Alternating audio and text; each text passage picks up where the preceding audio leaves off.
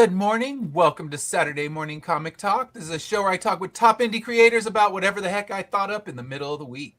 And today we have some returning and we have some new guests. So, first off, we always start this show off with introductions. So, Hyde Hermit Studios, Connie Dallas, tell us a little bit about yourself.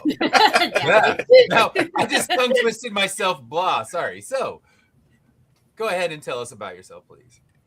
I'm the founder of Hyde Hermit Studio. I'm the artist, writer, a lot of hats to wear. But here's our mascot, Hyde the Hermit Crab, and a self-published children's book about him to teach kids and fellow artists to be confident with their artwork. Yeah, and I'm Dallas Hood. I'm the co-founder of Hyde Hermit Studio. Awesome. And I use you have some coloring pages you gave me last year. I've used those in my classroom, so it's a lot of fun. You have the kind of books I can put in my classroom, unlike my own book, which my students want to read. And I keep as far away from them as possible, but your stuff is great. So yeah, it sits in my little classroom library.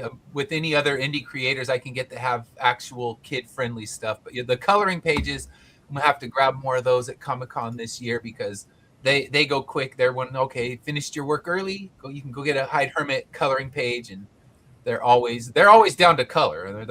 They'd rather color than do almost any of the other activities. Really? It's like, let me see. Do I want to learn fractions or color one of those pages? Let me get that coloring page. So Yeah. it's got to tell them, like, nope, coloring pages when you finish that math. So put it away. But yeah, I love having those pages in the room. All right. So Frank, tell us about yourself. Hey, I'm Frank Walk. I'm the owner of Pigmacast Studio and writer, creator, and colorist of Hellstones. Awesome. And Rogo, tell us a little bit about yourself. I am a creator for Hollow Queen Comics. I'm sorry, horror Hollow Comics, but also my title Hollow Queen, as well as How to Hunt a Hero and Teen Strike co-creator. I'm an artist out of Austin, Texas, and yeah, I got a campaign going. Very cool. All right. So we're going to get started with this week. If you don't know, if you live under a rock somewhere, this week is San Diego Comic-Con. It's coming up. I know 3 out of the 4 of us are going to be there. So Frank, are you going to be there? I will not be there. Okay. Oh. So 3/4. Where are you located anyway? I'm in Omaha, Nebraska. Omaha, Nebraska. Okay. Smack dab in the middle of the country. Wow. Yeah. I mean, and I know people travel all around to get there, but that's, that takes a lot of planning. And for me, it's like, I decided, okay, I'm going to finally get a table there, and I got waitlisted. So it's not like, oh, you just decide I'm going to go there and you get in. There's a lot of steps. So yeah, it's a great one. Have you ever been to San Diego Comic-Con? I have not. It's been a bucket list item for years. But even more so now that I'm in, the creative space as an indie creator, it's definitely up there. But, I haven't had the material to booth with, so I haven't bothered. Yeah, that's that kind of place you don't want to go if you have one book on the table. Right, exactly. That's where you go do the little local book fairs and things like that. Because I remember, seeing people that would only have 1 or 2 books, and it's just like you're not going to get what you need from that show. I didn't do it until I had 4, and that by that point, oh my gosh, it was crazy. But I'll save that for, here we go, best con experiences, because that would definitely be mine when we get there. So Connie and Dallas, what are some of your best con experiences? I think my best con experience is probably any of the bigger ones like MomoCon, Emerald City, and probably SDCC.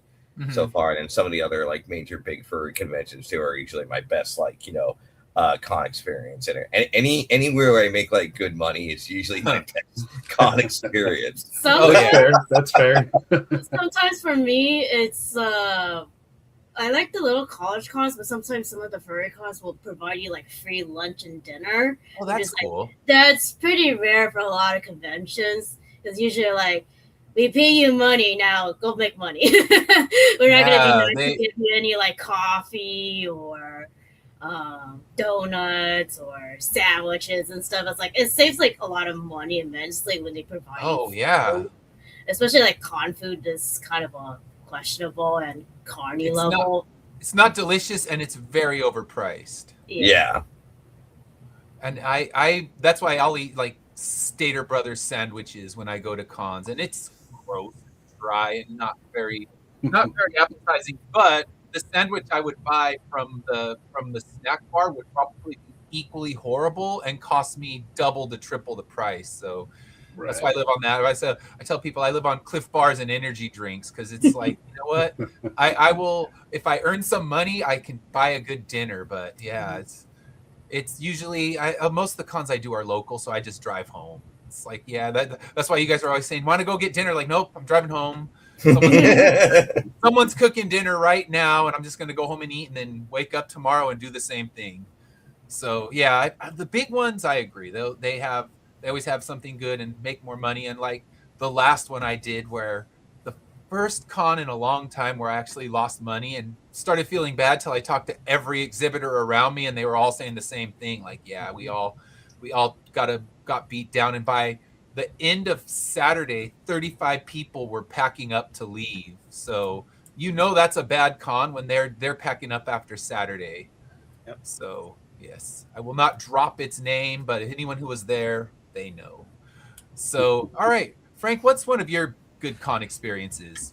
I would have to say Heroes Con. I was a featured artist as a colorist on a project, so I went out there without the pressure of having to booth per se, just kind of hang out and just promote the book. Be like, yeah, that's me, that's my color work, and then of course having the vendor badge, so getting free reign of everything. So that was fantastic, especially with Heroes Con because it is so comic book centric. Like the pop culture part of it is so small. It's like the inverse of most other conventions. Okay. So it was fantastic to be in a space just full of creators. That's always the nice thing, because I mean, certain cons that you do are more about the celebrity names and the extremely overpriced autographs.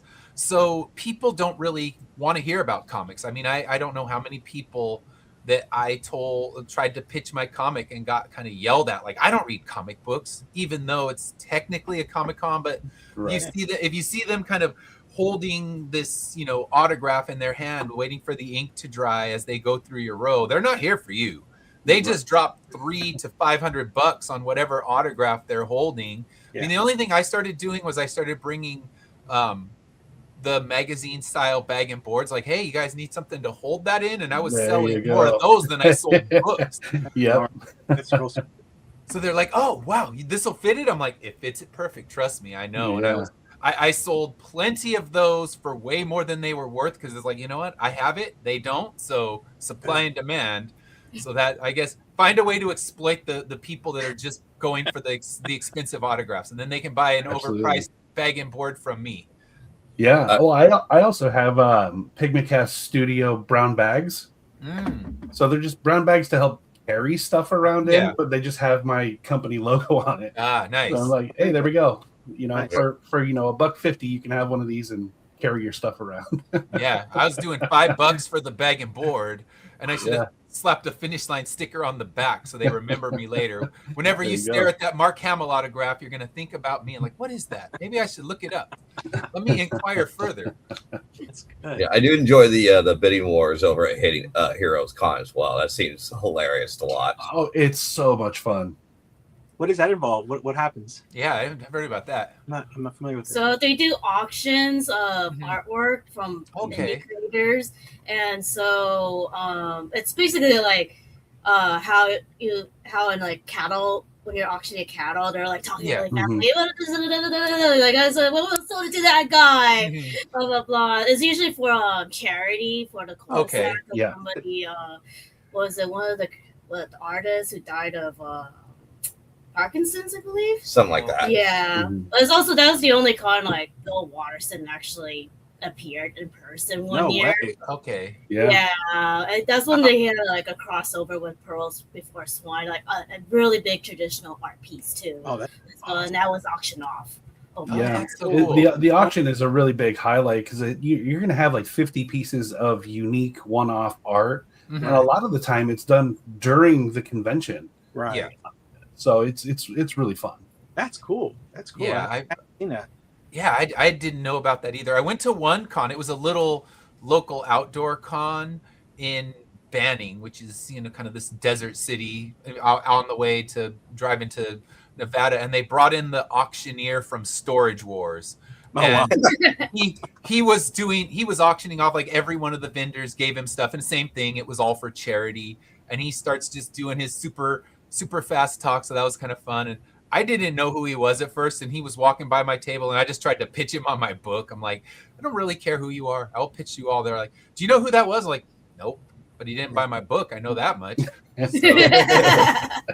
But yeah, for me, he goes, I like your energy, man. And then he just walked away. And I'm like, okay, great. Like, thanks for that, I guess. Then I look, I'm like, oh shit, that was the auctioneer guy. So here I am pitching the celebrity guest. So maybe that's why the founders of the con were like, come on, man, leave the celebrities alone.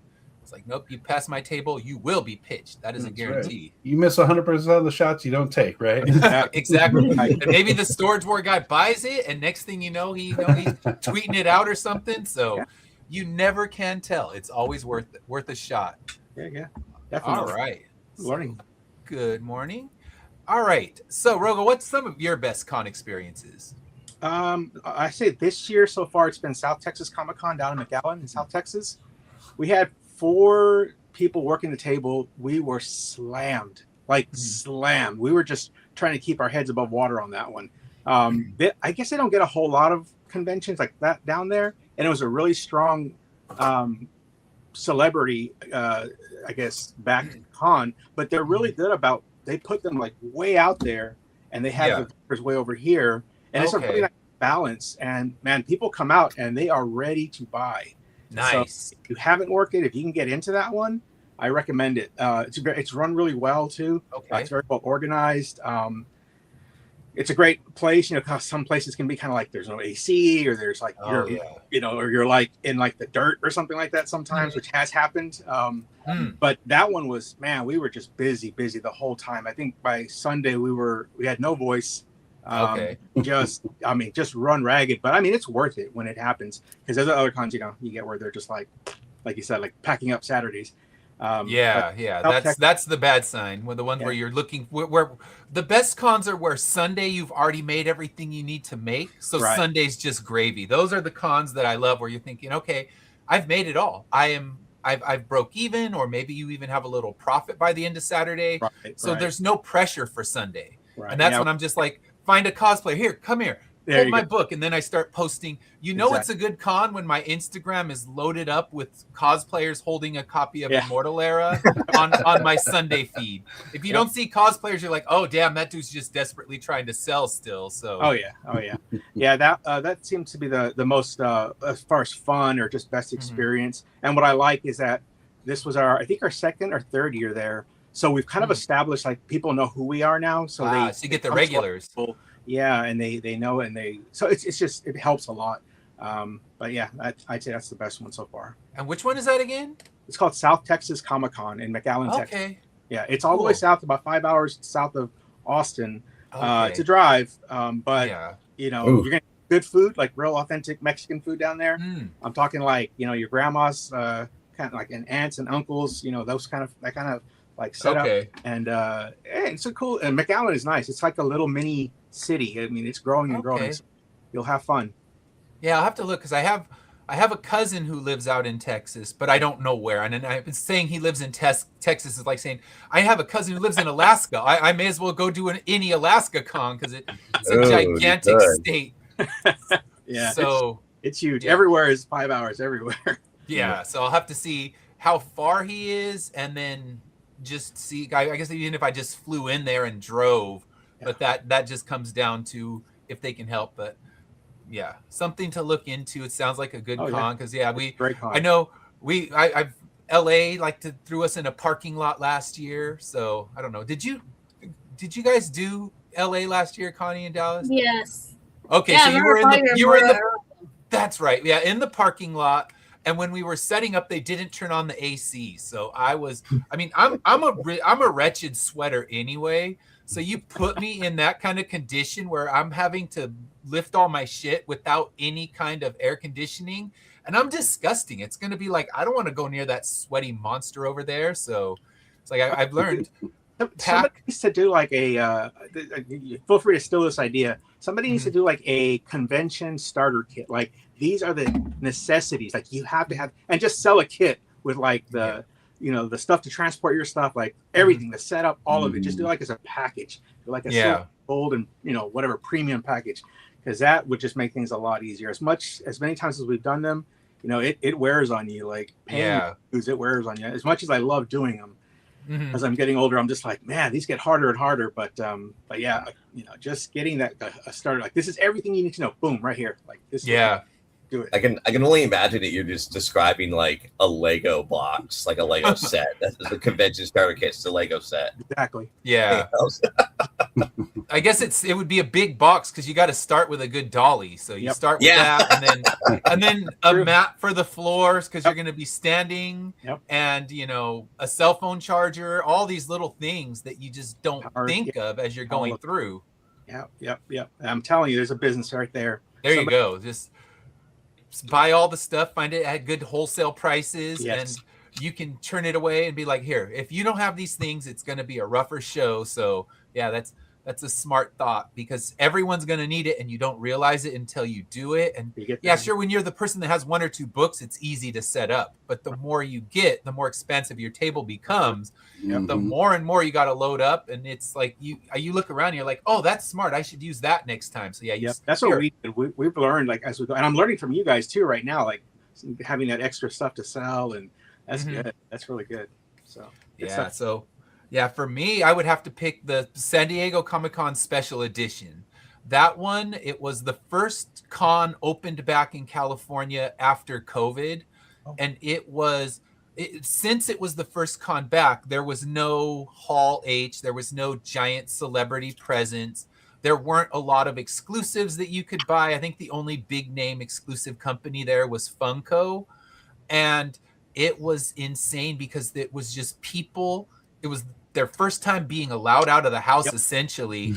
They were hungry for everything. They wanted the toys. They wanted the books. Yeah. And it was the easiest pitching I've ever done in my life. Like I would do my pitch and be like, cool, I want them all. Yeah. I'm like, all right, I'll take 1 through 5. Cause I think at that point I was at issues 1 through 5 and they were just buying and buying and buying. And then they would buy number 1 and then they'd come back a few hours later. Oh, I just read it at when I was eating lunch. I want the rest now. And it was so crazy that by the end of Friday, I had to drive back home about halfway because my wife was home. So she met me halfway to get more copies of number 1 because I had brought 200 and sold out of them.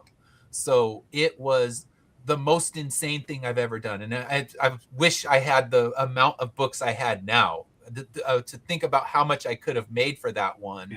And I was just doing it 1 floppy at a time, but it was crazy. When you get a con where people are just hungry for new material and it's not hungry for a Mark Hamill autograph that's going to take part of their rent away. Yeah, it's a beautiful thing. I mean, that's kind of what South Texas Comic-Con is. I don't know what it is. I don't know if they just don't get a lot of good cons there, but I mean, and you'll hear this when you go, if and when you go, they'll say, Friday's busy, but Saturday you're gonna sell something. Everybody sells something, and that's what I love is that people are literally just picking stuff up. Like they're open to it, which is a great thing. Yeah, people that are open to buying stuff, they'll actually sit there and listen to you, and they're very nice, which is not normal in my experience. Not normal at all. Yeah. I mean, I'm trying to sell them on a concept and on a world. And it's like, hi, would you like to hear about my comic? No. Like they're like, if you just ask, like, would you mind if I punch you real quick? I mean, they give you the same pissed off reaction. Yeah. So it was different. Like I said, that's how it feels. But I think anybody that started right around COVID, like that's how we got into it. In 2020, we were at home. So we did our first book. Because we were like, what else are we doing? Let's put something out because why not? And people were hungry to buy it. And so I think it was, and I've seen this with podcasts, with like reviewers, like movie reviewers and stuff like that. Anybody that started in that time, they kind of like set this, I mean, despite what was going on, it was a great time to lay a foundation because people were bored and they were like, they wanted entertainment. And so though a lot of those companies and reviewers and whatever, comic book indie creators, everything, I feel like those that were kind of like established then are still going now. It was a great jumping off point despite the everything sad that was all the other circumstances. Right. So I mean, but if you could turn anything good out of that awful situation, that's good. And for me, I mean, I had never done a podcast or anything like that. I'd never been on one, thought about one, but it became the only way to communicate. So, you kind of, you learn new skills, or you wallow in your house, or a combination of both. I guess that's where I lived. Yeah. And I ran absurd amounts of miles. I was doing like 50 something miles a week, and my knees are still angry at me about that one. Yeah. I started selling toys on the side. Like I had so many toys. I've been collecting for like 30 years. So I just started on one of the toy, selling channels on YouTube. They asked me to come on and do a show, and I was like, sure. And I would do like thousands of shows. Crazy. And I just order more stuff and like, okay. I mean, I told myself I'm going to save this up. Nah, I just bought more toys. But it was of course you did. I understand the feeling. What else would you do with it? And that's where when I start doing that kind of thing, I tell my wife. She's like, all right, we just got a hot toy at the porch. Why is there a hot toy at the porch? And I said, I sold these 5 things to get that hot toy. And she's like, okay, as you were. Yep. I mean, I used to get like, I have all like the 6-inch stuff, but once I started, doing this on a regular, and I started buying, Mondo. Mondo. Oh yeah. Expensive, man. I'm like, no way. And here I've got like 6 of them in front of me right now. And that's what I'm going for San Diego Comic-Con is their Ghostbusters set. Oh yeah. I saw that. So yes, I understand that. It's like, and she's always fine with it as long as I'm kind of turning things around. I pay the bills. And making the money that way. And that you're paying the bills. And there was one year that it was when the economy was at its all-time worst for teachers, at least, and they were furloughing us. So we got cut 31 days of pay. So I just said, all right, this year I'm funding Christmas from the garage. So I just went and sold a bunch of shit and paid for the entire Christmas for my 2 kids from the garage. And they didn't know any better. Like they still had a nice fat pile under the Christmas tree and they were happy. But it's like, you can always turn that stuff around. So that's why the collector mentality, it's like, I want more, but if I need to sell it and get something that's important, you can always do that. That's where I just go here and grab stuff randomly and wrap it up and put it under the tree. I'm like, oh, that's funny. It's like, wait, Dad, why am I getting that hot toy that I saw come on the patio a couple weeks ago? It's like, shut up. Merry Christmas. That's awesome. All right. So we've moved on a tangent, and Frank, that is pretty normal for the show. So that's fine. I live in that space. I think we all do. I think every creator is slightly ADHD, so it's like we don't go in a straight line ever. No. All right. So best con experiences. Now we're going to talk about what is your favorite summer blockbusters, past or present, because summer blockbusters, it is the time of the summer blockbuster right now. It is the Odyssey. That's kind of the big blockbuster that just dropped. We've had lots of blockbusters drop and flop. I mean, there's Supergirl, there's Mandalorian, Grogu, all these movies kind of underperformed, but the summer popcorn flick's been around forever. So what are your favorite summer popcorn movies? So what do you think? Connie, Dallas, what are your favorites?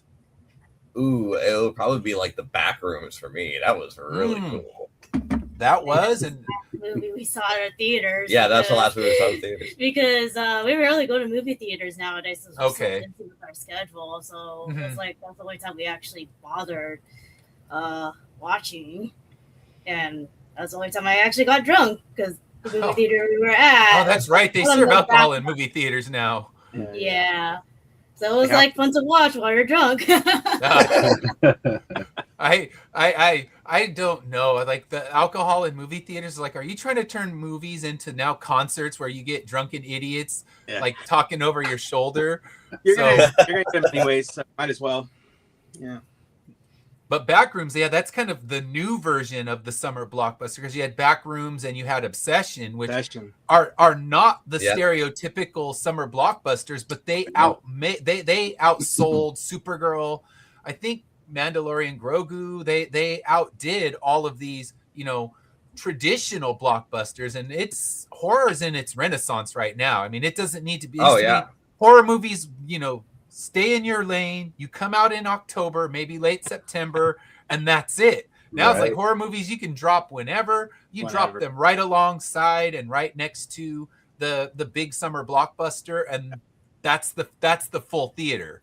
Yep. So yeah, the summer blockbuster, Backrooms is the summer blockbuster, which is a crazy thought because that movie cost a fraction of what Supergirl or Mandalorian Grogu would have cost, and the landscape's changing. Like those all came from like YouTube or something like that. Yeah, so it's indie creators from YouTube, and that's why my kids were so excited to see them because they had watched the Backrooms YouTube stuff, and they were so excited. They're like, "Oh wow, we're gonna get to see this," and they're telling me all the lore and everything. And then the one who did Obsession, oh yeah, you should see his videos. So they're excited because these are creators they love. Right. That they had been watching for years, and now they're putting out the blockbusters and they're raking in all the money. So yeah, the new world of summer blockbusters. I mean, although I'm sure the Odyssey and Spider-Man are going to still do the standard blockbuster numbers, but these ones are the unconventional, which is great. So and what's crazy was the marketing on that too. Was like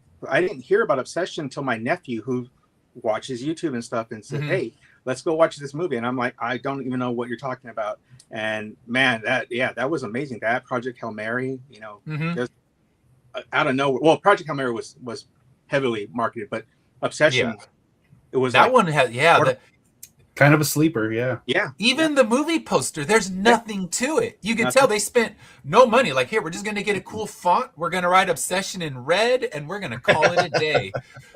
And it worked because word of mouth, the creator himself having popularity on YouTube before it happened, it really worked. And I saw it because I like to go to the movies as much as I can. And we saw the trailer, and my wife will take note of what good trailers there are, and then we'll try to go see them. And that was one. And then I think there was the Undertone, which was dirt cheap to make and made money. It didn't make Obsession money, but it performed really well on a tiny budget. So we're seeing you don't need to spend $300 million to make a movie and make it successful. Right. You spend $1 million and you make $300 million, and you're just you're making that Blair Witch money from back in the day.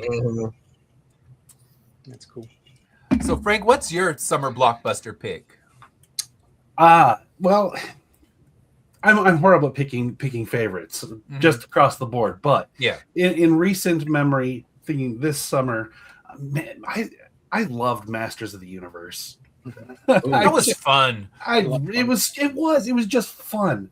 It was just so damn fun. Were there things to nitpick about? Sure. Yeah. Sure. But it hit all of the nostalgia for me. I'm an 80s kid. Yep. I was in the thick of it. So in recent times, Masters of the Universe for sure.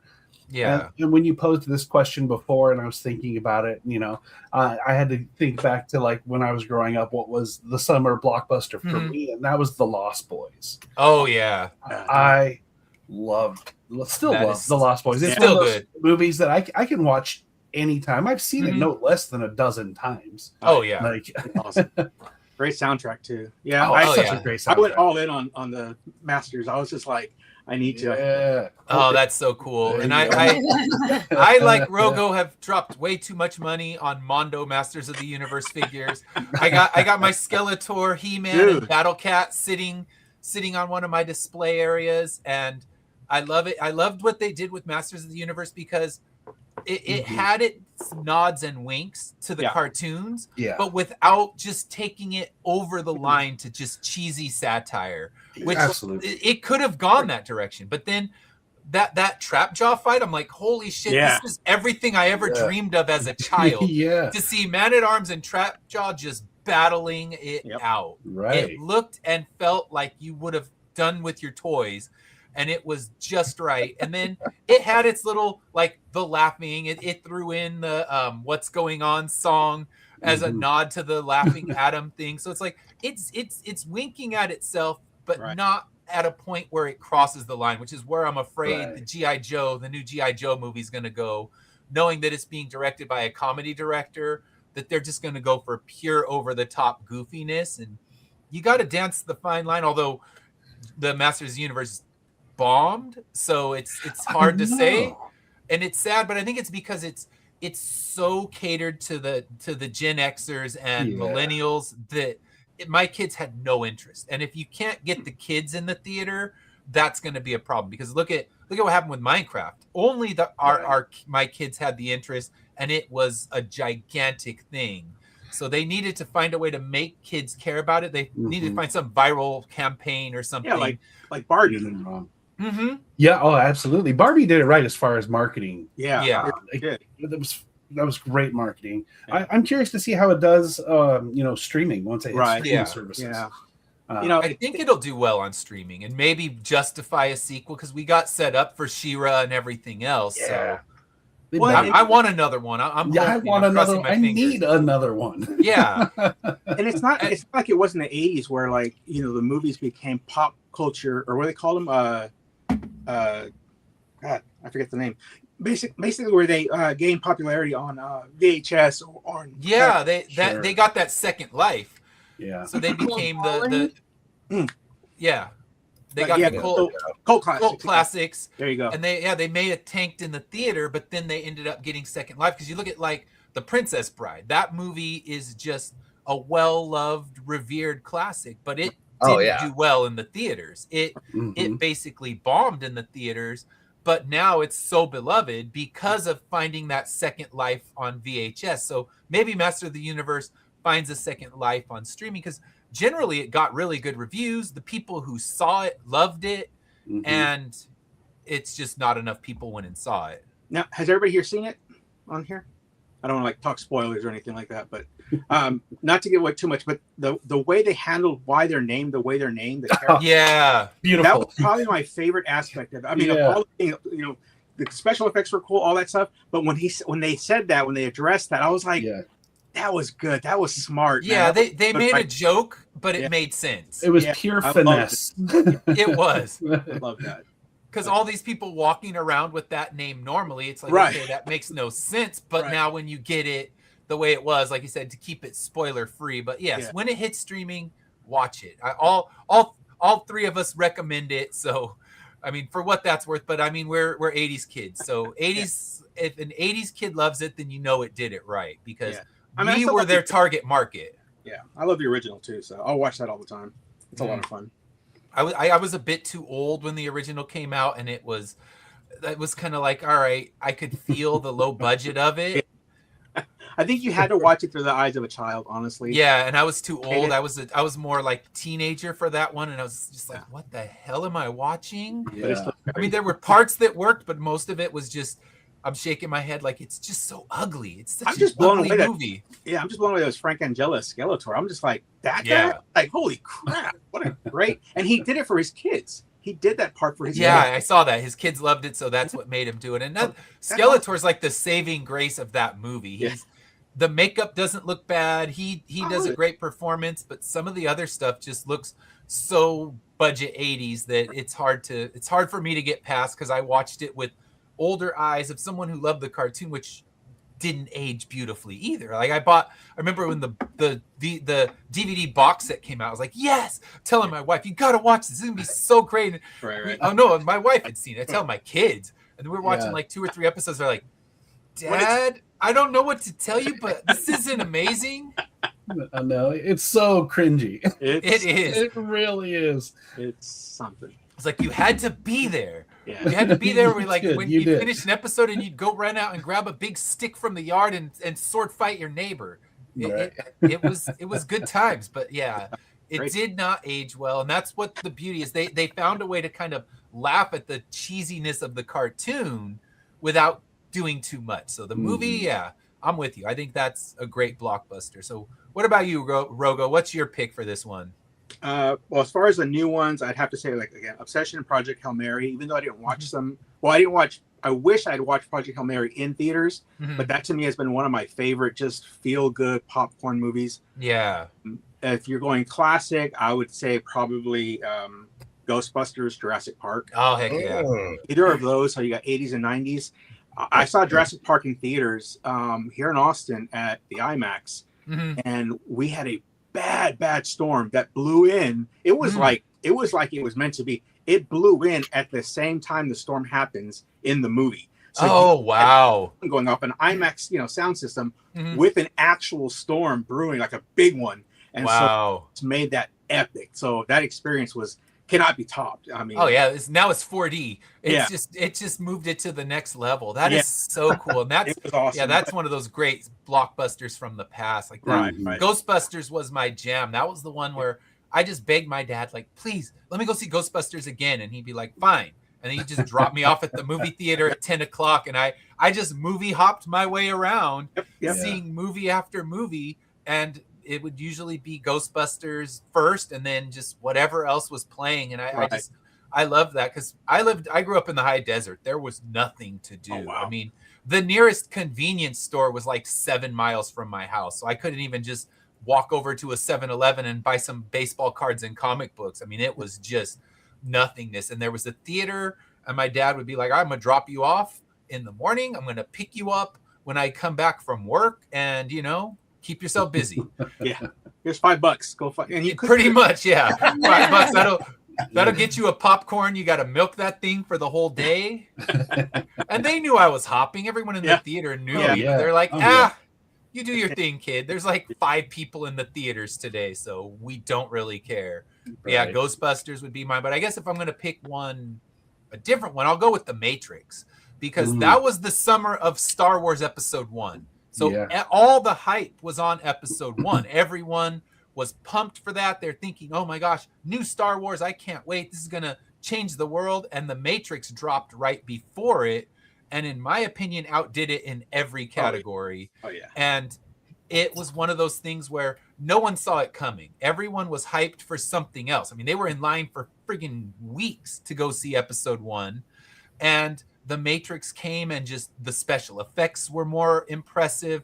The story, the acting, everything was so amazing. And it came out of nowhere. It came in the summer of Star Wars, and it blew Star Wars out of the water. Yeah, definitely. Yeah, going back to like how you're saying the high desert, I grew up on an army base, so it was like everything is. If you've ever lived on an army base, everything is basically self-contained. You have your own little city, there, and you can literally walk from the movie theater to the pool to the bowling alley to the arcade. So for me, growing up, it was really like it was great. It's like a kid in a candy store. And again, it'd be like my dad's like, "Here's your allowance.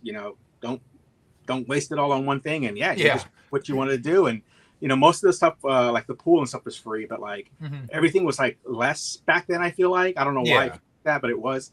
I mean, now bowling is like $20 to go bowling. And it is. $2. I was like, what?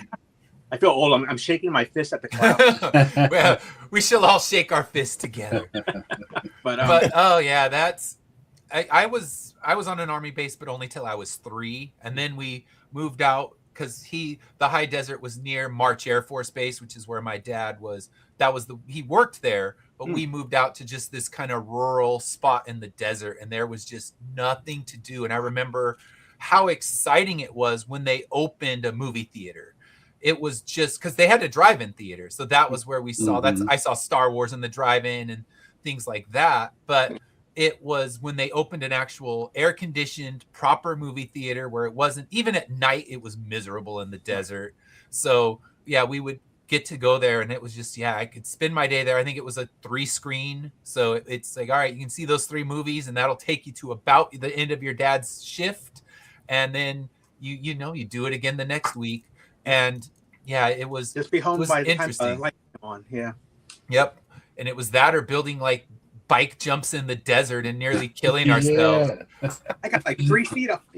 Oh yeah, we would launch and like limp our way home and like nothing's broken, you're fine. I don't know how more of us didn't just die out there because we should be dead. Yeah. Me and my friends, all we did was just build get our BMXs and make these giant jumps. Yep. Like we're gonna go into that and we're gonna launch ourselves. And I mean, we used to have rock wars. Like you throw rock. That's what he did for fun. Rock wars, dirt clods, Yep. Dirt clods with an accidental rock in the middle. Like, I'm so sorry. I didn't know it had a rock in there. The 80s. We should all be dead. It's true. It's true. Yeah. But oh man, it was fun. I'm actually doing that. That's the story. A script I just finished is my kind of nod to the 80s. Nice. And one of my best friends growing up who passed away. And it's, written with the same dumb stuff we did and all of that. And in the context of a haunted house, because we thought this house was haunted. And we did try to actually go in and bust ghosts and got driven home by the police. It was not a great day. But in the story, there really are ghosts. So, I'll be like, see, Dad, it was really haunted all that time. You adults just couldn't see it. Yeah. So, yes. I swear, I think every kid had that. I mean, at least I hope they did. They got to experience that. Because, like, with us, there was like I think it was. Oh, we lost him. Oh no. Rogo. You can't talk about the haunted things. Yes. Yeah, now the gun is gone. He'll have to get us back to his haunted house when he gets back in. All right. So we'll move to the next category. And then when Rogo gets back, we'll let him tell his tale. Oh, here he is. Let's see. I see. There we go. Oh, is he back? There we go. All right. Story. The ghost was like, no, you Now you're on the other side. Yeah. Yes. The ghost did not want that told. They didn't want that shared. No, it's weird. Whenever I turn off all my notifications, the spam what do you call it? Spam calls still get through. Sorry about that. No worries. Yeah, but no, it was like every kid had that in their neighborhood. Either it was a house or some location that everyone swears by that it was haunted, and so you would like dare each other to go in and and check it out or whatever. Yeah, because every friend that I've met along the way through life has told me a story like that, and I love hearing them because they're all different. So I'm pretty sure yours was haunted. I'm gonna say it was. Yeah, I'm gonna say it was, and that I shouldn't have been pulled home by the police and got my ass whooped when I got there. The paddling was unjustified. We were there trying to do the best things. That they should have never let me see Ghostbusters that many times. Right. It comes down to that. Should have paid for a babysitter. Right? Yeah, you're just a product of your environment. There you go. There you go. I needed to bust them ghosts, and me and my friends went in and did our things, and I will save it because all the tactics that we actually did, I put into the book. So awesome. I'm excited because it's a script I've been working on for about now, I'd say about 5 years, because it's my not my first, not my second. It's more like it's been like the fifth script that I need to work on. So I've just been tinkering with it a little bit, but summer break, I was like, I will finish that script, and did. Yeah. So it is in the hands of my editor. So it's going to happen. And the artist I found does a beautiful Saturday morning cartoon look. So it's going to look like a Saturday morning cartoon for the artwork, because that's the only way that this thing could exist. So yeah, I'm excited. I'm pouring mine into a ghost hunting superhero team. That's the next one of the next books I have coming out. But yeah, so basically one of my characters is basically a walking containment trap. So like he opens up and like pulls the ghosts in or whatever. And I love it. Yeah, so it's gonna be a lot of fun. Always room for more ghost stories. So for real. I'm down for a ton of them. Oh yeah. All right, so now we are going to switch gears again to your favorite desert island album. You can bring one album to a desert island. This one tortures me because I'm a music fanatic, and I want to bring an iPod, not an album. But right. I made the damn rule, so I got to follow it as well. So you get to bring one album to a desert island. What is that album going to be? Dallas, Connie, what is your desert island album? I don't mind listening to Gorillaz. Gorillaz? There you go. You got to pick which Gorillaz album. I have no idea. There's greatest hits. Like essentials. Yeah. I'll probably say like Boston, maybe. That would be fine. I guess both those bands have a greatest hits you can grab, so you just bring your greatest hits and you're set. You don't need any deep cuts. You just like give me the hits. I want More Than a Feeling. Exactly. I'm struggling, but I should know this. I know More Than a Feeling. I can hear that one, but I'm like 2001 edition of Jock Jams. There you go. There you go. All right. So, what do you think? So, Frank, what's your pick for this one? This is another one I struggled with. Well, I just love all music. I'm a musician myself, so I kind of all over, but I had to kind of go through like my playlists and go, Mhm. what albums do I actually regularly kind of just Right. listen to? Yeah. And I nailed it down to 3. Okay. So you guys got to bear with me. I apologize. That's all right. I will allow it. 3 Um, albums. You snuck them in one sleeve. It's all good. Right. Metallica Black Album. Yes. Ooh. Love it. Love it. I have 9 Inch Nails Pretty Hate Machine. Yes. And then going in a completely different musical direction, the Flaming Lips, Yoshimi versus the Pink Robot. Okay. I was thinking, are you going to do Soft Bulletin or Yoshimi? And those are Yeah. both so good. I can definitely. I love all 3 of those. I have those on CD, on vinyl, on Right. like I got them and upgraded them. So yeah, that's good picks. I love those ones. So what about you, Rogo? What's your Desert Island albums? Well, we'll allow a few. You can stuff a couple in the sleeve. Random. I really, again, during COVID, I really got into like just stuff I'd never heard of before. Mhm. But the one that kind of stuck out that like is Frank, right? He said, that I listen to a lot is that I actually listen to quite a bit is Gunship. I love Gunship. Okay. They have such great. It's like tech, whatever, but it's still really cool. One of my favorite songs they have is they do a lot of stuff like homages to the 80s, which is probably why I like it so much. Mhm. But like one of their songs is called like "When You Grow Up, Your Heart Dies," which is a quote from Mhm. Breakfast Club. Yeah. But I mean, I listen to that all the time. If I had to pick a just completely random '90s album, for some reason, I got stuck on Marcy's Playground, Sex and Candy, Okay. their album. That one to me, just I don't know. There was something about it that just stuck. I loved it, and I played it all the time. And so Yeah. I would say like something like that. Other than that, it'd be probably like a I'm gonna have to listen to it. I don't think I've ever gave the entire album a go. it's good. Same. I know the song. Yeah. I mean, that became a staple of the 90s, but I've never played the actual album. So Yeah, it's just it's got I didn't even know how to categorize it because it's not like the rest of it's not like Sex and Candy. It's Okay. really random, like just B-side stuff, but you could put it Okay. on. And most people might think it sucks. I don't know, but for me, Yeah. it just played. I liked it. I would Okay. put it on. I would draw, and it just hit different notes. So yeah. yeah. And other than that, it would be like just a collection of soundtracks. Just Okay. that's it. Yeah, Like, see that's a way to kind of sneak in a little bit Yeah, of variety. Like you could bring the Crow soundtrack, you right. could Yeah. bring the single soundtrack and get a little variety of things. So that's a sneaky move. I like that.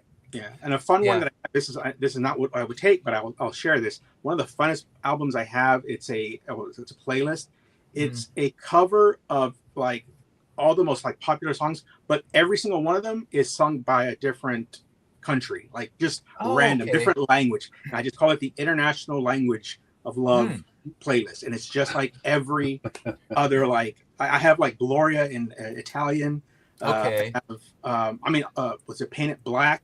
I've got that like in Spanish. I think that Oh, was on cool. the Talladega Nights. Oh wow!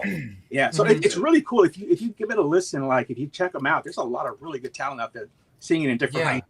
It's really cool. Oh, I would love that. I that was my COVID obsession was Yeah. the rabbit hole of foreign language music. Yeah, yeah. So I went into like I'm gonna do a research for Russian dark wave Mhm. and Japanese post punk Yeah. and French Yeah. emo, Yeah. and I found some cool stuff just Yeah. that I would have never listened to. Like this Russian dark wave artist I love, Stereopina is how it's pronounced in English, but it's all in Russian. And I'm exporting these damn albums from other countries during COVID. Yeah. That shit is expensive. Oh the, yeah. the shipping to get that Stereopina album from Russia, good God, but it's cool because I got it. It's a signed copy of her album, and yeah, I just got so obsessed with these things. And if they had a physical album available, I'm on their website translating the website to English so I can buy it.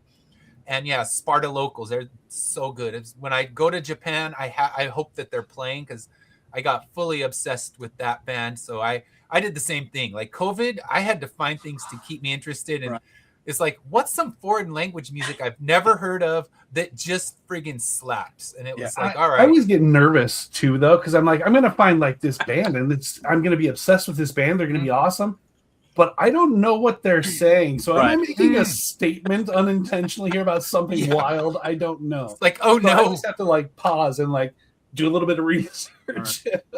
I got their lyrics because they have their lyrics on the website. So I was just copying and pasting them into Google Translate. Right. It's like, okay, they're not singing some nationalist, racist lyrics or something like that. Yeah. So they're safe. I stick to the covers. I'll stick to the covers. Yeah. Yeah. The covers are safe, but yeah, that I did it. Right.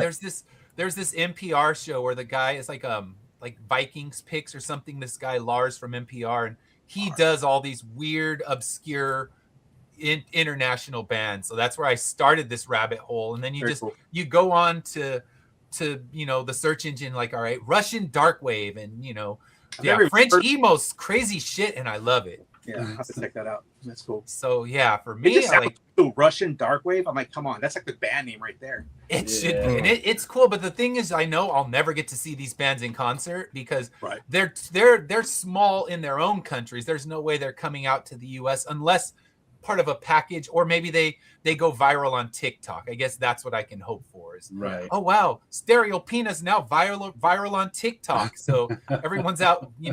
She's got to do a world tour to capitalize on it. But yeah, that's fun. And for me, yeah, I had a hard time, kind of like Frank, where it's like I could narrow it to like 5, but it's funny. I would go with the Soft Bulletin from Flaming Lips, and I would go with the Downward Spiral from Nine Inch Nails if I'm picking those ones. But Soft Bulletin, that was just, oh my gosh. So I had to do these road trips, and they were for my college. I was in a geography class where we had to drive up the 395 for these 6-hour drives, and that album was just playing. And then the other one that I'm going to put as my number 1 would be OK Computer from Radiohead, because that one was those 2 albums were in constant rotation in the CD book. So yeah, I'm gonna go since I said it. I'll pick one. I'll go with OK Computer, even though, yeah, I could fill an iPod and it still wouldn't be enough. Right. But I'll go with that one because all Frank's picks are good too. I want those, and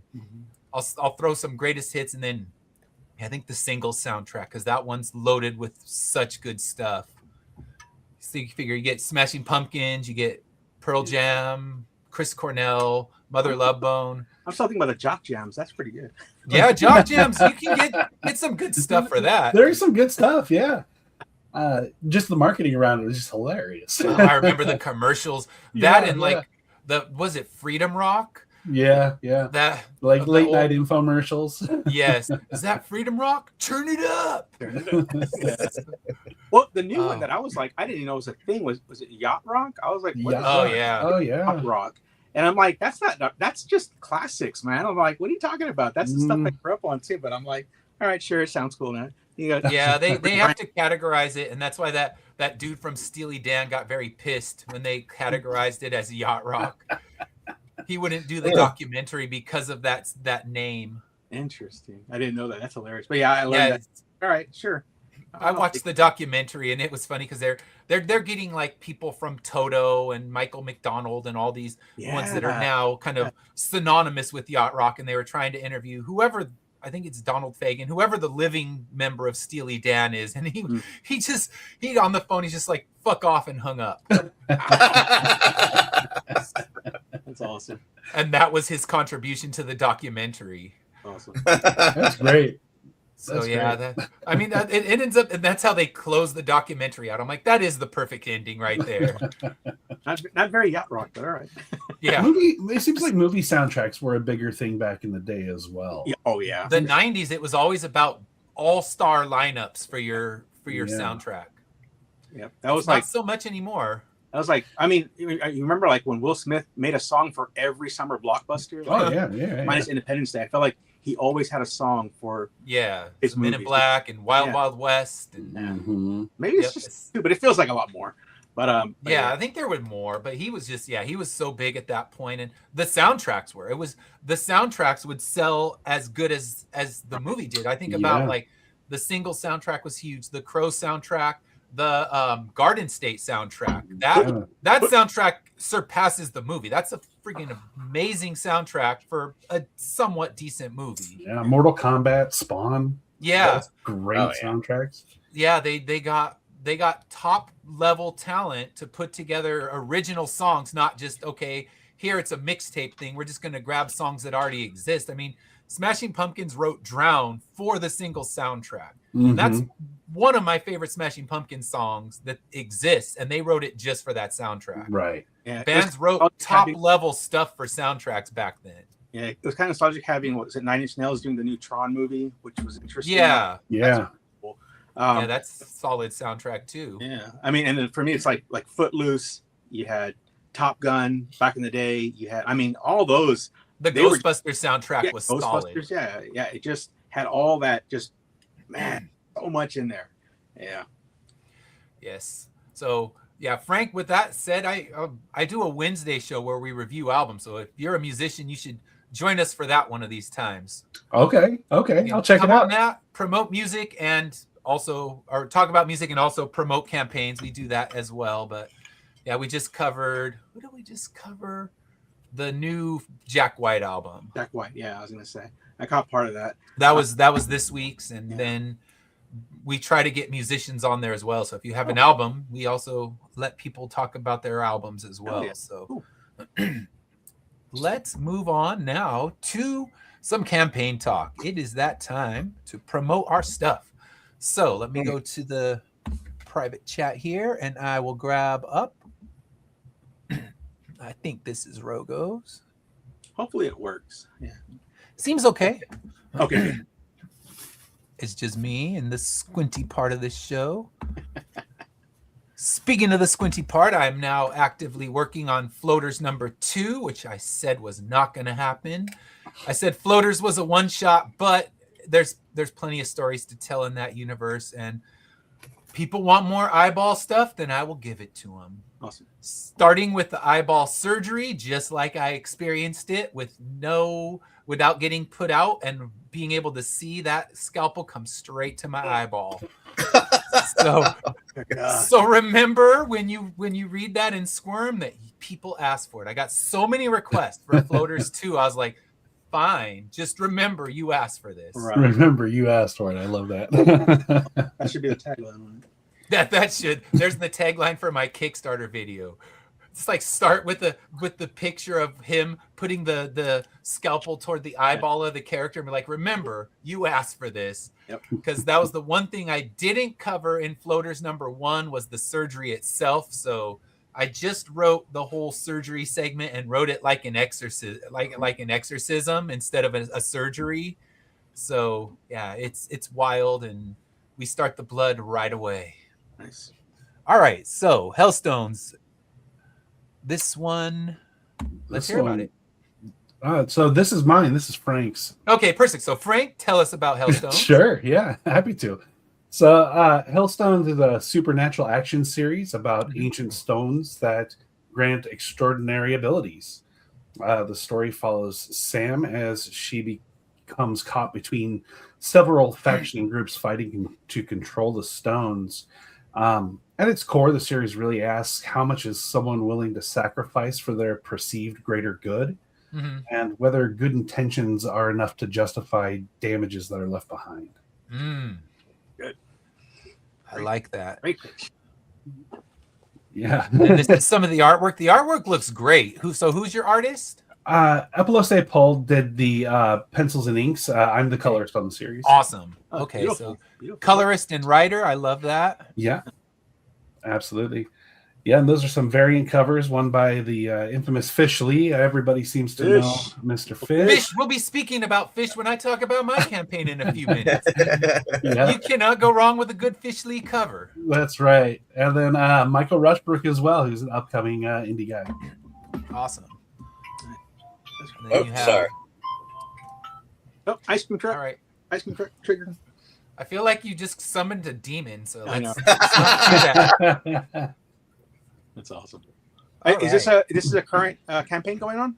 This current campaign going on. It's going on for two more weeks. Nice. Awesome. Cool. I was very fortunate to get funded within the first 48 hours, Ooh, ooh. which, Beautiful. as you guys know, just relieves so much pressure. It just Oh allows my you to gosh. breathe the rest of the time. I need to so- breathe. I'm not there yet. But yeah, it's been going fantastic. I mean, like I said, fully funded within the first 48 hours. But I mean, realistically, I'm still operating at a loss here. Yeah. Oh, I'm well aware of how Yeah, that goes. You're talking to creators here. We know. Exactly. Yeah. That's cool, All man. right. Cool. So that is so cool. It is funded, so you can get that. I'm going to drop that into the chat, and then after the show, I always put together a Facebook post with all of these campaigns and all of these links, so that people can find them that way as well.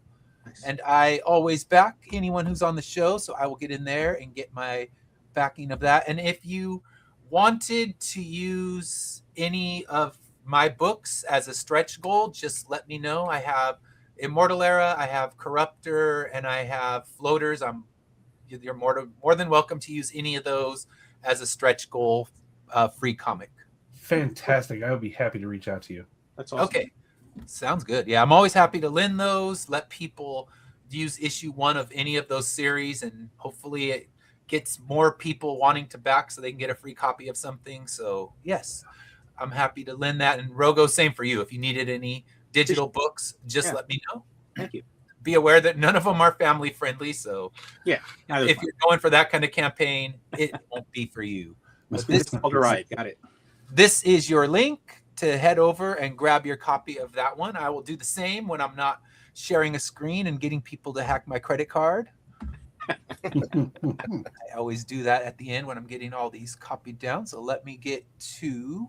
If they hack mine, just put money on it when you're done, please. Yeah. All right. So Holoqueen, let me get that one up. There we go. It's thinking, and it's got there.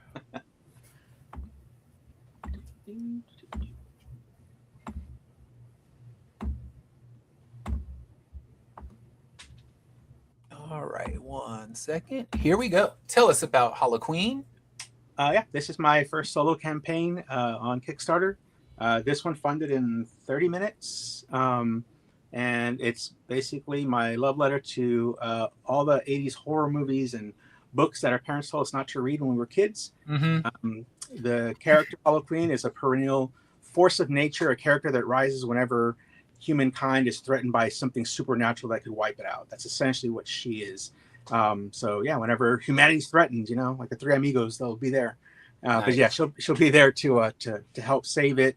It's pretty cool because every time she comes back, she kind of has to reacquaint herself with what's going on in the modern world and kind of relearn who she is. She's always somebody new. A vessel is chosen basically, and she rises and she starts to fight the forces of evil. And in this case, on this first issue, you're going to see her fight one of my favorite fictional characters in horror is the Headless Horseman. Yes. So I've just been strongly influenced by it so much my whole life that I wanted to do something that I loved. So I wanted to be the what would you call it, the antagonist in this book. Mm-hmm. So yeah, you have an army of Headless Horsemen that are basically rising to raise hell on earth, and it is up to the Holoqueen to stop them. And Awesome. She will work with other legends of Halloween throughout this series. But in this first one, she's going to work with the original Spirit of Halloween, Stingy Jack. You'll get to meet him and learn a little bit about him and just see all the cool things that she can do. But yeah, you're going to walk into this. I think it's like the night before Halloween, and you'll just start to follow her new legend. So hopefully you never heard of her before, but hopefully you won't forget it once you have. So lots of fun. Yeah, but I did most of the work in this one. I did all the illustration for this, created it, wrote it, illustrated it. And then I did actually meet a guy through Jesse, actually, from Team Strike and all that. A guy out of San Diego, California at Comic-Con. Beautiful artwork. So he did about 12 pages of an origin story for me. And Very cool. Those are his right there. It's Elijah Henry. Okay. Yeah, fantastic artist. Man, he knocks those out so quick. If you get a chance to work with him, I recommend him. He's super friendly, super nice, professional, and just does amazing work. Yeah, looks great. But yeah, that's the book. It is. I got about, I think, 3 or 4 days left. I just hit the first stretch goal, which was 2,000. So I'm really happy about that. I do understand that like within the last 48 hours you can fluctuate. So I haven't announced it officially yet. But yeah, just keep that to yourself. Yeah, so we'll see. Put that in your update and you get fucked. Yeah, it was like great. It was like $8 away, and I was like, "All right," and then like it dropped, and I was like, "Oh my god, what happened?" Oh man, Those drop pledges, I got pummeled one day. $500 lost. $500 lost. Not that bad. Oh. I was like, damn, this is a day you just want to quit. Yeah. It's My wife's trying to be all optimistic, like it'll be fine, it'll be fine. I'm like, $500. It's I not know. like I lost 50. I lost 500. That's crazy. Yeah. So yes, it's recovered from there, but man, that was day 4. It was things were the graphs moving beautifully, then all of a sudden, poof, Yeah. falls off a cliff. Yeah. But I did get to work with some really good artists here. Gilbert Bettis right there, Path of the Pale Rider. He did that cover with the First one? not that one, the next one. Sorry. Oh, the Headless Horseman one. Yeah, he did the Headless Horseman one for me. Love it. The one you just passed, so that was by Cameron Cole. He is an amazing vintage artist for Halloween, which I loved. When I saw his work, I love like 1940s Halloween art. It's so creepy and so cool. And matter of fact, like, it's coming back. Like right now, if you look around at the Halloween decorations that are already out in stores, I'm a big Summerween fan. You'll see a lot of that right now. It's really big. It's trending, like the kids say. Right now, so it's pretty cool. And this right here is by David Artundwaga. He's, oh my god, his stuff is so freaking good. You're gonna see a lot of his stuff, I bet, because I know a lot of creators are reaching out to him, and he just absolutely killed these designs. They're some of my favorite. So yeah, he did those covers for us, and then another one, the black and white one was by Gian Adrian. Yeah, it's a black and white.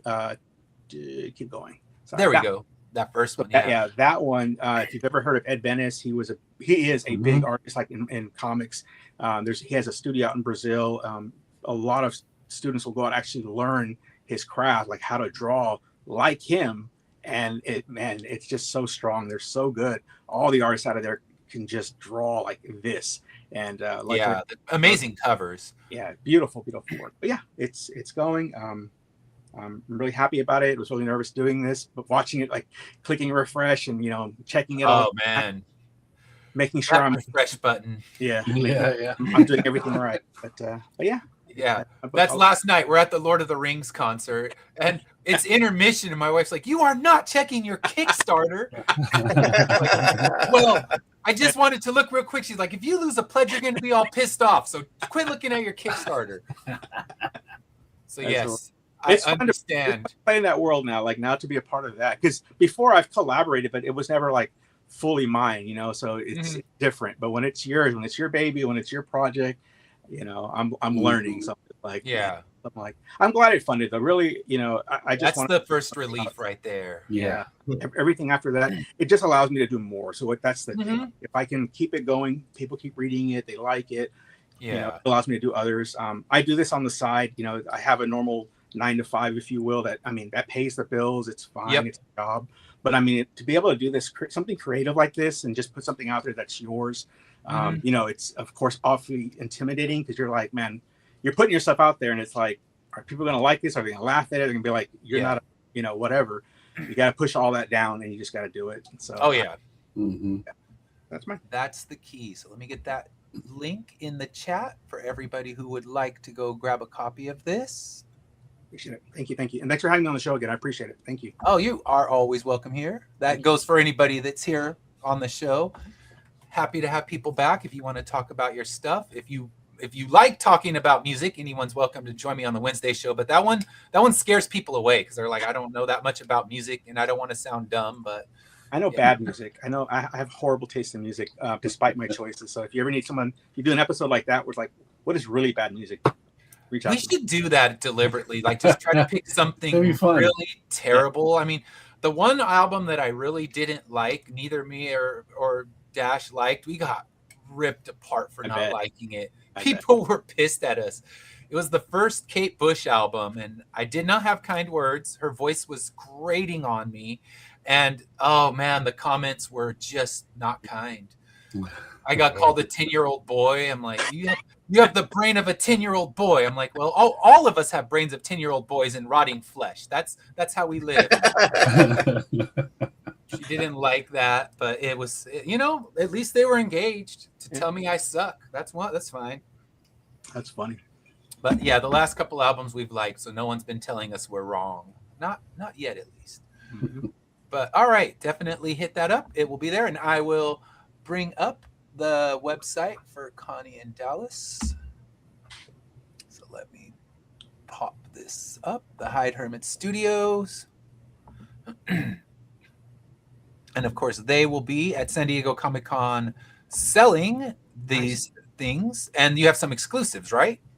Yeah, we have some San Diego Comic-Con exclusives that we're dropping over there over at booth 609. So we As you must when you're at San Diego. Yep. So we're going to be dropping these cheeky shirts that we're wearing right now. We also have some really cool glassware and some coasters that we're dropping over there. Oh my God, See? you just have a fan right now. Oh, whoops. So that's good. And we have Hawaiian Day at my work. And I am notorious for wearing basically black shirts all the time. So if I got a proper Hawaiian shirt, the students would be very happy because it's like, yeah, this is a Hawaiian shirt. See, it's got little Hawaiian buttons. It's still all black, but you know, that's as close as we get. But yes, I could actually partake in the Hawaiian Day of our different school days that we have. So there we go. I can get my Comic-Con exclusive version. Nice. Yep. I'm a huge Tiki fan, so you just got a new fan. I will. Oh, hell yeah. Nice. I can't see anything. I'm squinting. I'm over here squinting now too. But Yeah, welcome to the squinting portion for you. Yeah. I saw a Tiki shirt. I was just recently on vacation in Florida at Universal, and I saw this guy. This is an older man wearing this awesome Tiki shirt, and I thought he got it there. And I was like, man, I was so close to just offering like I'm like, give me your shirt. I'll buy your shirt for me right now. I love it that much. I'll give you $50. Give me your shirt. But he said it was his birthday shirt, so I couldn't take it from him. Oh, that's funny. That actually happened to me when I was in New Zealand. I had a Charlie Brown shirt on, of all things. That's awesome. And some guy was like, "Oh man, where'd you get that shirt?" I'm like, "Oh, I'm from America. I got it at who the heck knows where I got it." I didn't remember at that point. And then he's like, "Oh, dude, I will buy it from you right now." Off your back. Yep. I'm not gonna walk around the rest of the day shirtless. He's like, "No, man, I'll give you $100 for your shirt." I mean, 100 New Zealand dollars is more like probably like $50, but still. Right. I'm like, "No, I can't sell you my shirt." But of course, this was in 2003 before you could just go on the internet and buy your own so easily. Right. It's like a different world when people will buy the shirt off your back. Yeah, I wanted to wear it there in the park, so I was like, "Oh, so you were ready for it right then and there." I want it so now. was that guy on the street who wanted a Charlie Brown shirt of all things. So what this Tiki thing? What can you tell us more about it? Like, I'm curious now. Like, what do you do? All right. Tell us about yourself. So I do a lot of like a lot of IP development, product manufacturing is the case. And so I lean towards to like the Tiki aesthetic because that's what I like a little bit more. And so I've been recently doing collaborations with artists. Like this collaboration I did with an artist over in Australia named Cool Koinu and stuff like that. And so we did that one. The other one we did with Bold Kobold, which is a D&D based company. And so we made like a D&D based Tiki shirt. But that was super cool with that one. And whatnot. And so I'm leaning towards now. This will be the first time doing glassware. So I did a zombie tall glass and a Mai Tai glass and stuff like that. That's cool. I need a Speaks my zombie language. glass. Yeah. But so Will that be eventually, Comic-Con? what my goal is to get into doing like Tiki mugs eventually. And so that way I want to do it. But I'm only doing that here, like in the States, because I only know about like maybe like a handful of mug makers here that are around like in Los Angeles. I'm not sure if I will be able to post it. In That's here. awesome. Yeah, I started collecting Tiki mugs a couple of years ago, and Yeah. I'm a collector in general, so I can't. You're going to have some out there at the con? The glassware will be, yeah. Oh, awesome. Okay, so Oh, the definitely Tiki free. mugs are coming soon. Nice. Yeah, that sounds cool. Yeah, but they will be put online soon and stuff like that. So All right, cool. Very cool. I have the Yeah, He-Man Skeletor Tiki mugs and Yep. the Hellraiser. oh man, that Tiki mug. would be great to get that license. That would be great to get that Right. license. Yeah. Jim right. Bellator Tiki mug. Yes. Oh yeah. All right. So I'll do a quick shameless self-promotion of my own book. So this is Immortal Era. This is issue 12 and volume 2 of the graphic novel. So it's going to have issue 12 and it's going to have the hardcover and soft cover of volume 2. So if you don't know, Immortal Era is about a world 200 years in the future where everyone has gained immortality. So the power of immortality has come to everyone, but none of them gained any kind of powers or abilities when they got this power. They continue aging. They still get sick. There's one of our main characters who's a decapitated head who's forced to continue living on. So it centers on our group of heroes who are trying to find a way to bring death back into the world and to save humanity by killing them. And now our heroes are on a second part of their quest, trying to retrieve one of the relics that will help bring death back.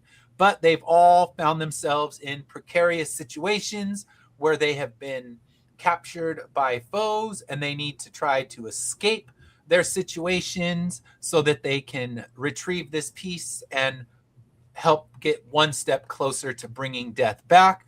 This is the end of the second story arc. So each story arc ends with a very big reveal to the lore of the universe, as well as some kind of a game-changing event. So this one has a huge game-changing event, so much so that both my editors' first message to me after reading it was, holy shit, that ending. So I hope readers find the same thing when they read it, because I've been promising it all along. This is where I blow up my world, and I do, because the second half of the book, things just get wilder and crazier. And this one, it's a 5,000 goal because printing floppies as well as the trades for both of these. So we're over halfway funded at the halfway mark of the campaign. So we're in a comfortable place. We just need to keep making good, steady progress with no more cliff dives of $500. At that point, I'll just weep in the corner. I'll be done. Yeah. So here's some of the art. It's not lettered yet. As soon as it's lettered, we'll have the lettered version of this in here.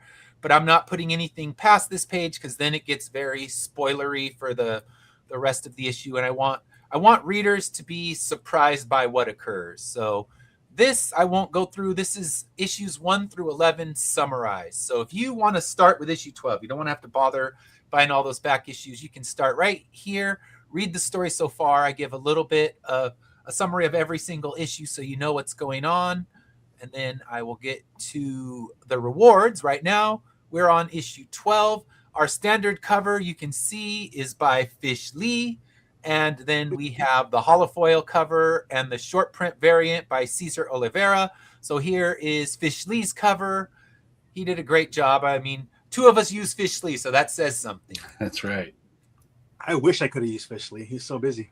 Yeah. Oh, he squeezed me in. I had to send him like the ultimate thank you because he definitely did a quick rush job for me on this one, but you would never know his quality. His rush quality is as good as anything you see out there. And he did an amazing cover for Floaters, my last 1-shot, now 2-shot book.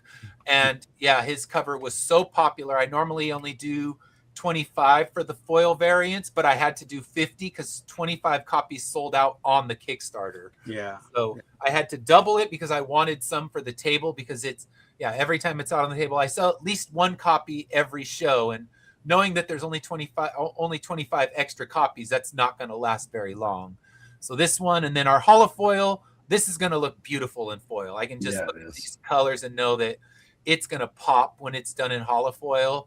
So I think 3 of my last campaigns for Immortal Era, the holofoil has sold out during the campaign. So grab it while you can. But if it does sell out in the campaign, I'll do the same as I did for the other one. I'll up it to 50, which is still a very small print run, but it's going to look beautiful. I can't wait to see this thing in its full glory. And the problem with holofoil is even when it comes, you can't photograph it because it just glares out. It never looks good in pictures. So best to buy it then, basically. Yeah. So buy it, see it yourself. And then this is our short print variant, which is an homage cover to Corruptor #2. That short print variant, these are they match. So we see that. And then the 2 trades. We have the hard cover and the soft cover. So this is what the soft cover trade is going to look like. Cover by Cesar Oliveira with Maya Opasic doing the colors as always. And I love how this one came out. It kind of gives you a little summary of this entire storyline. And then we have the hardcover, which the colorist loves to do kind of in the different places. You get a lot of the blues when they're on the surface, and when it's in their underground homes, you see a lot of earth tones. So you see a kind of beautiful earth tone cover for the hardcover. So I'm excited to see that.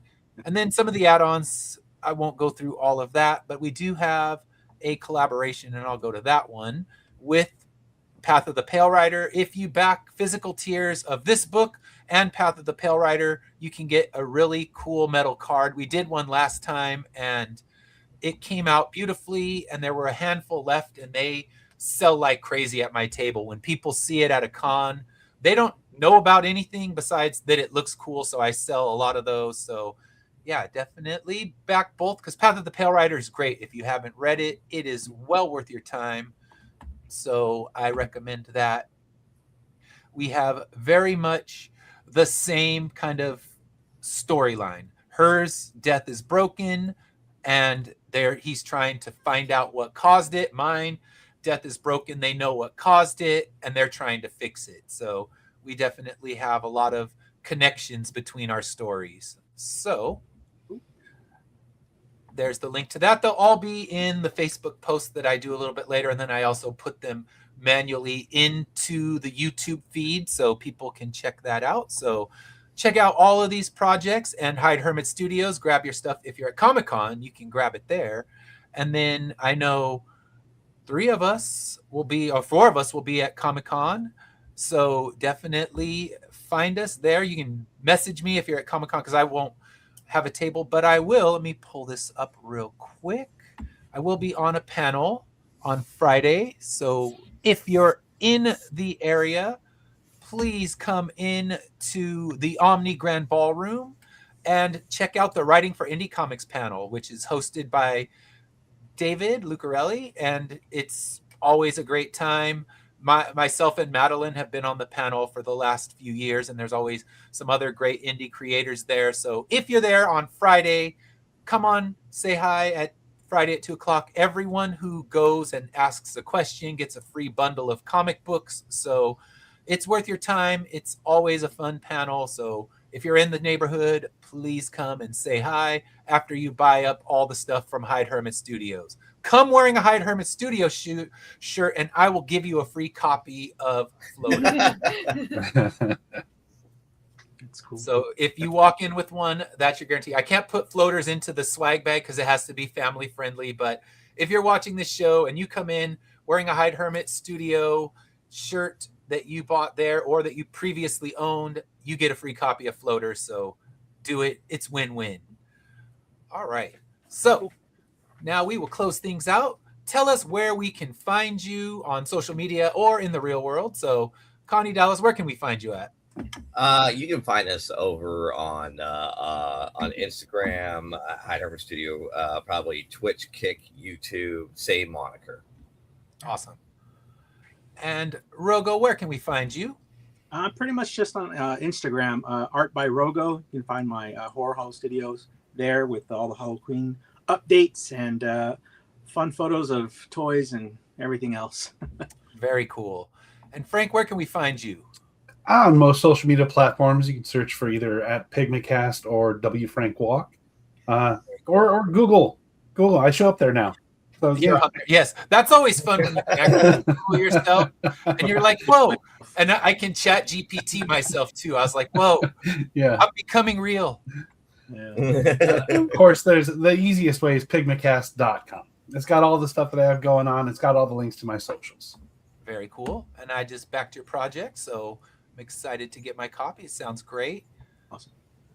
So, all right. And now I won't be doing a Wednesday show this week. I'll be at Comic-Con, so I'll be there all 5 days. So on Saturday, I'm hoping that I can record the panel and drop it for my next Saturday morning comic talk. So fingers crossed that we're able to get that. We're not showing any kind of footage that's going to get security guards yanking the phone out of our hands, but I make no promises, but that's my hope. And then in 2 weeks, I'll be back. We're going to be talking about the Twilight soundtrack. Speaking of soundtracks, we're doing Twilight the movie on Monday on the Critical Affection show, and then on Wednesday, the Critical Affection show is coming to ours to talk about the music of Twilight, which I can say definitely is better than the movie. The soundtrack of Twilight is not terrible. It's actually got some good songs on there. The movie, well, if you've seen it and you love it, come tell me I'm wrong. Are you talking about the vampire one or something? That one, yes. Oh, okay, yeah. Yeah, we wanted to torture my co-host, so Dash. But then again, all I can say, I must torture myself. All I can say, like, at least the writer made millions of, well, maybe like thousands of dollars out of her books, but I don't know if now the younger generation talk about that book anymore. I don't think they care anymore, but I know that the author made millions, and then someone who wrote pornographic fanfic also made millions. Hey, good for them. Wow. The 50 Shades of Grey. 50 Shades of Grey was Twilight fanfic originally published just on the web. Really? And just turned the Twilight saga into like Edward and Bella are the two characters from that, and she just threw a bunch of like BDSM shit in there and made millions writing fanfic for another franchise. So That just blew my mind. You didn't know that? Okay. I had no idea. Oh, that's funny. Yes. I'm not here in the cornfields, guys. I don't. All right. Well, there you go. Have a great weekend, everybody, and we will see you next week. See you next week. All right.